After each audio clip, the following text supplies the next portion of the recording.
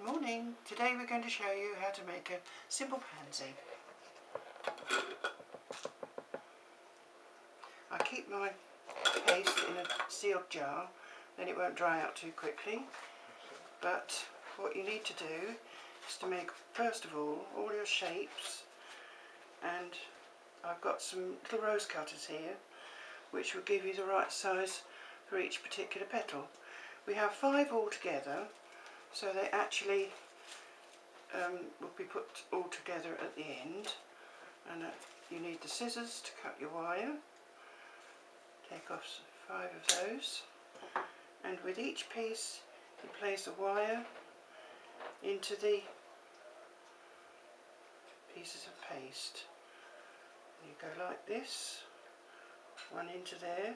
It's very fine wire because you want it to be quite dainty when it's finished, and the thicker wires, they vary in size, but the thing is, you need for this particular thing and leaves very fine wire. The size of this one is actually 32, which is quite thin, but it's very bendy and you can do quite a lot of things with it once you've got the flower petal made. That's the first petal coming up. We select the first little small one.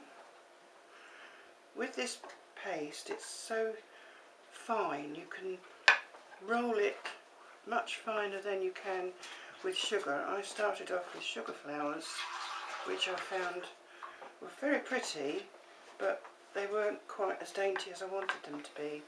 So when I got introduced to this, I thought this is much better. So I'm just rolling these out, then I'll select each one for the right size cutter. These are rose cutters. It's a set of 3, which is ideal because I've now got all these to work with, and you get more accurate size of your petals.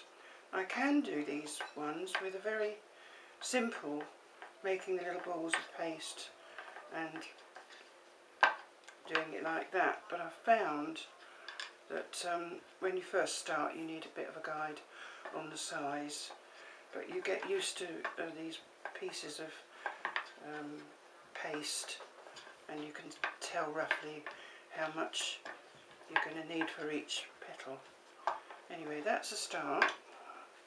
I'll pop that back into there, keep it airtight because it can dry quite quickly.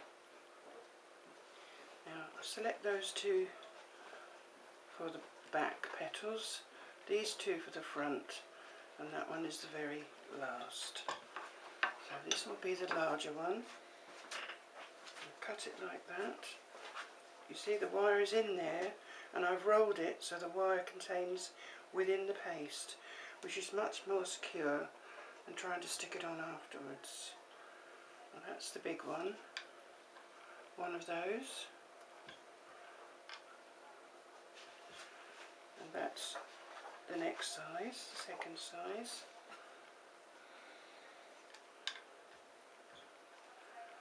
That's that one, that one. Just peels these off. It's really quite dry, this one, because I've used it for a while and it's not too soft. You don't need it too soft because otherwise it sticks to your board. To help it not do that, you can use a little tiny amount of corn flour. Just put it on your fingers like that, and that will get rid of any excess moisture that might still be in the paste. That's right. So now we have 2 small ones, 2 medium and 1 larger, and these you shape with a ball tool, which is here, and you put it on your palm of your hand and roll it round so it gives it a really nice shape and makes the edges as thin as you possibly can. and you can reshape it a little bit. You can pull it around, bring it out to wherever you want to have it. So that's the first one. We turn the wire over and I'll pop it on there like that. This is what makes it so ideal, the fact that you can manipulate your petal a lot more with the wire in there. Now, it doesn't have to be dead circle because petals aren't like that. They're all a little bit rough shaped. So this helps to shape them round, and you'll find that each one will look quite delicate, hopefully, when you're finished. But it never comes out quite the way you want to start with, but it's like everything. You have to practice and practice. My first roses were like cabbages, but they turned out quite nicely after a while. And it's just like with everything, practice. The more you practice, the better it gets. Now I think that they will be nearly finished, and they will all go together like so. Now, there's your smaller ones, there's the larger ones, and there's the big one. So we'll leave these straight, and we'll get some tape, which is from the florists, and we find that this tape is beautiful for making the stems, and you can join wires together with this tape and it keeps it all secure. These two are going to go together, because if you study the flowers in the garden, you'll see how the petals are formed. With a pansy, you've got two back ones that are almost like one petal. So we tape those together. This seems a bit fiddly to start with, but you will get the hang of it after a while.